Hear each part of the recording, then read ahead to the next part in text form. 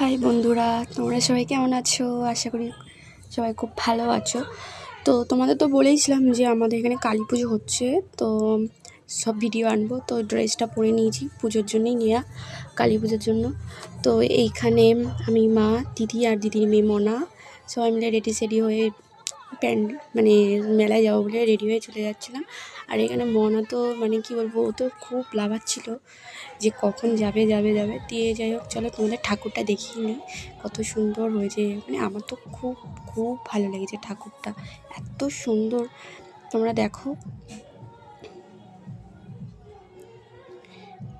তো যাই হোক, ঠাকুরটা দেখা হয়ে গেল। আর এখানে সবাই ফটো তুলতে এত ব্যস্ত, দিয়ে আমি একটু দেখাচ্ছিলাম কি কি এসছে এখানে।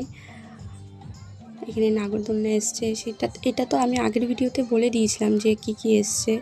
আর প্রচুর ভিড় হয়েছে, আর একদিকে ফাংশান হচ্ছিলো, তো তোমাদের প্যান্ডেলটা দেখিয়ে দিলাম। আর এদিকে মনা এখানে জাম্পিং উঠে লাফাচ্ছিল, মানে ও কান্না করে দিয়েছে রীতিমতো যে আমাকে ওঠাতেই হবে, নাহলে আমি যাবো না, বাড়ি যাবো না, আমাকে এখানে ওঠাতেই হবে।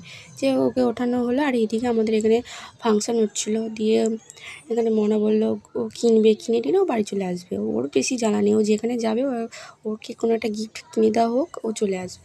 তো এখানে খোঁজা হচ্ছিলো ও কী কিনবে, যাই হোক একটা কিনেছে ওর মুখ পছন্দ মতো।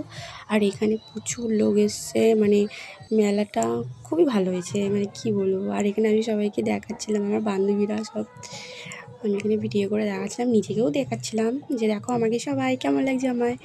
যাই হোক, এখানে ফাংশান হচ্ছিলো।